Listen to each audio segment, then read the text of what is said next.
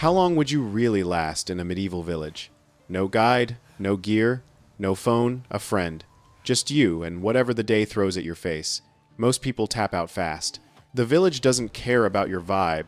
It cares if you can eat, keep warm, and not die of something boring. By the end of this, you'll know the exact part of your modern brain that gets you killed first, and the single habit that could actually save you. Let's start with your stomach, because it will start with you. Daily survival was built on bread, dense, sour, workhorse loaves made from rye or barley in many cold regions, nothing like the fluffy sliced stuff.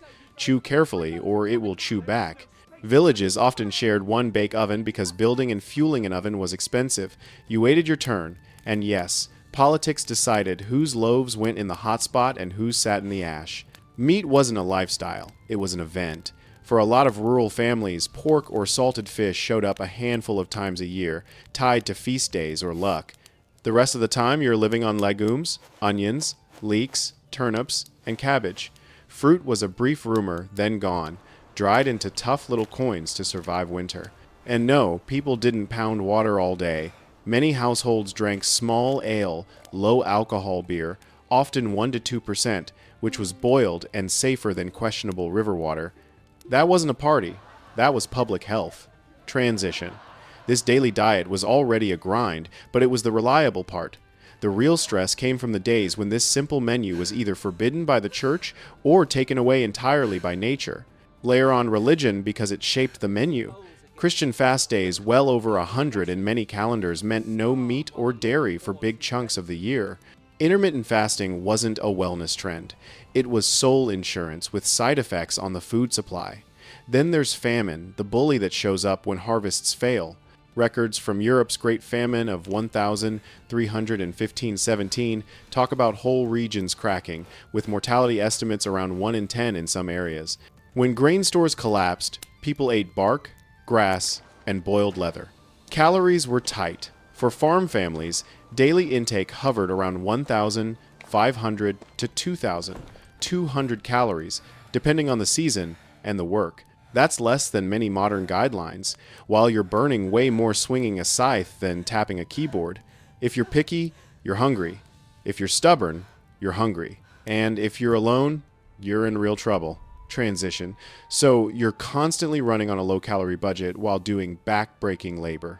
Food decides how long you can swing tools.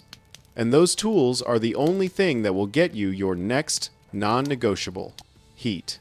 Heat wasn't about comfort. It was about your heartbeat. No central heating, no insulation as you know it, and often not even a proper chimney, just a hole in the roof to let smoke eventually find the sky. Fuel was constant labor. Many households needed over 10 cords of wood to get through winter. A cord is a real unit. 128 cubic feet of stacked wood. Picture a wall of logs longer than your car. That's not a weekend chore, that's a year-long job. Forest law made stealing the Lord's wood a fast track to fines or whippings, and manorial records are full of fuel theft cases. When trees were scarce, people cut peat from bogs or burned dried dung. Archaeologists literally find carbon staining in medieval rib bones. Smoke wasn't just in the atmosphere. It was a roommate. Transition. This constant, desperate hunt for fuel defined the winter. But the real strategy wasn't just finding heat. It was trapping and sharing every last degree of it inside the house. Night strategy was simple. Share heat. Families slept in the warm zone near the hearth, sometimes on one giant bed frame stuffed with straw, under wool, in the same clothes they wore to work. Pajamas weren't a thing. In the depths of winter, animals came inside too. That wasn't gross, that was thermodynamics. A section at the lower end of the house kept the animals and their body heat close. You got warmth and security from wolves. You also got the smell, and a lot of "don't step there." Later in the Middle Ages, some households added simple stone chimneys, and the air got less murderous, but the real revolution of cast iron stoves was centuries away. Until then, you learned to breathe, smoke, and sleep in layers. You're huddled for warmth, breathing smoke, and sharing your bed with your family and maybe a goat. This entire scene is dictated by the house itself, a structure built not for comfort, but for basic, leaky shelter. Now picture the house that heat lives in.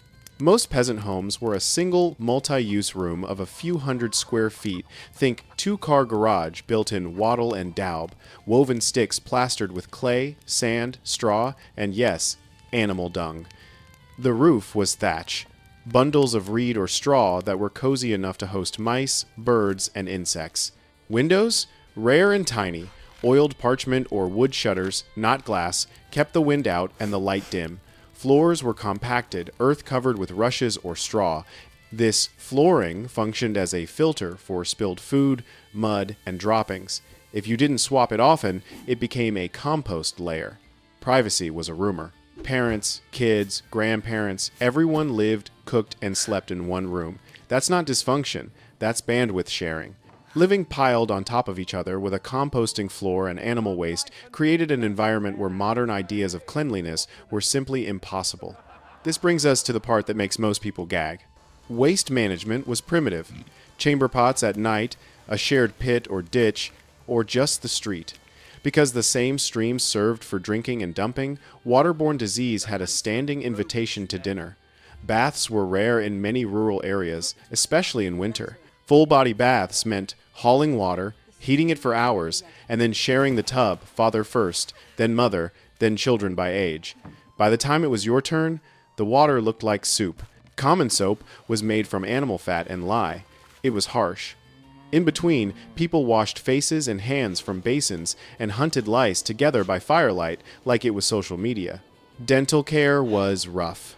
Sticks, rags, ash. Teeth failed early. Your clothes, maybe one or two wool outfits, were worn until they fell apart. Clean was relative. Transition. This constant low-level filth wasn't just uncomfortable, it was dangerous. Living in a world without sanitation meant your relationship with health and medicine was violent and immediate. Now imagine getting hurt. Medicine ran on the four humors model: blood, phlegm, yellow bile, and black bile. If you were sick, they'd balance you often with a blade. Bloodletting was standard, and barber surgeons did not have sterile technique or anesthesia. They might use wine or honey on wounds, or sometimes a hot iron to cauterize it. Amputation happened fast, because the patient was awake and screaming. Childbirth was a dice roll with odds no one would accept today. Then add epidemics. The Black Death cut Europe down like wheat. Without antibiotics, a simple cut from a tool could become a fatal infection in days. When people say average life expectancy was 35, they're compressing a catastrophe. High infant mortality drags the number down. If you made it past childhood, you could live into your 50 seconds or 60 seconds. So, you're underfed, cold, living in a smoky box, and one bad cut away from death.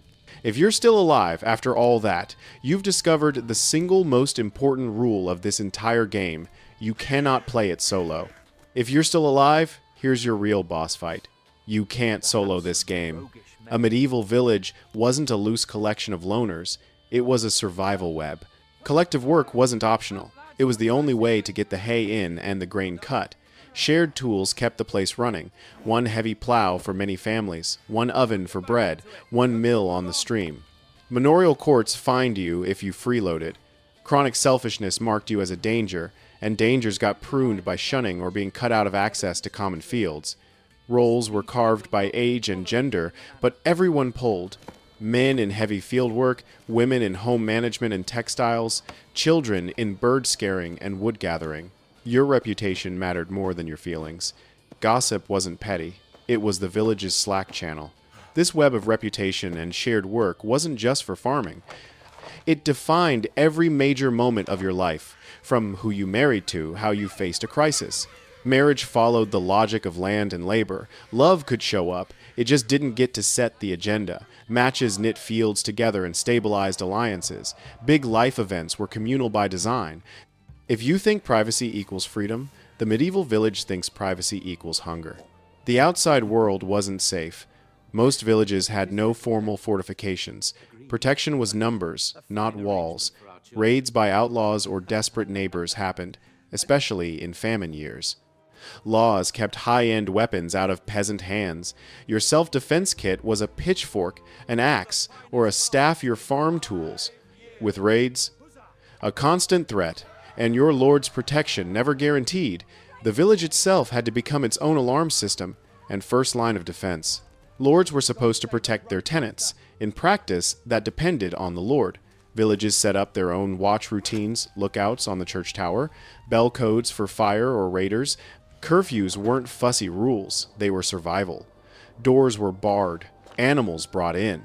Punishments were theater on purpose. Stocks and pillories stood in the village center to put consequences on display. Even kids were trained. Hide and seek was practice for when a shadow moved wrong. Spiritual safety mattered too. Bells rang to push back storms and demons. Wayside crosses framed village boundaries like invisible fences. Processions for rain or health pulled the community's fear into one line and gave it a script. So let's put all these pieces together. You have the food, the smoke, the shared bed, the community rules, and the constant threat. What does an actual day feel like? Let's stitch it into a day. Dawn isn't a sunrise fantasy. It's a production schedule. You wake in gray light, eyes scratching from smoke, stir embers, and syndicate for water. Breakfast is yesterday's bread dipped in ale. Work starts cold. If it's harvest week, everyone's out.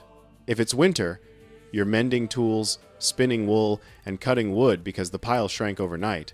Midday is a pot of whatever. Peas, leeks, cabbage. Evening slams the door. You bring the animals in, duck under the smoky roof, and sit in the one warm circle to pick lice from a child's hair while an older neighbor tells a story. Outside, the world goes black. The church bell rings the curfew. You sleep in your clothes, and if that sounds bleak, it's because you haven't heard the alternative. Alone, hungry, and cold. That day, that grind, exposes the two things modern people underestimate: the sheer energy cost of everything and the social cost of safety. This brings us to the final and most important lesson. Here's what most modern people underestimate: the energy cost of being warm and fed without machines, and the social cost of being safe without institutions. You want to survive? Learn to trade pride for participation. Learn to show up early for someone else's harvest so people show up for yours. Learn to shut up and listen to the old woman who knows when the river ice is thin, because that knowledge is how you keep your legs. So how long could you last? If you walk in expecting comfort, privacy, and self-sufficiency, the village will break you fast. If you walk in ready to eat what's there, work when others do, and trade your time for trust, you might make it to spring. The hardest lesson isn't how to bake dense bread. It's that independence is a modern hobby. Survival was interdependence with splinters. If this changed how you picture medieval life, drop a comment with the one category you think would break you first: food, heat, housing, hygiene, health, community, or security. Call your shot. Hit like so this doesn't get buried. Share it with the friend who thinks they'd go off grid, and subscribe with the bell on so you don't miss the next chapter.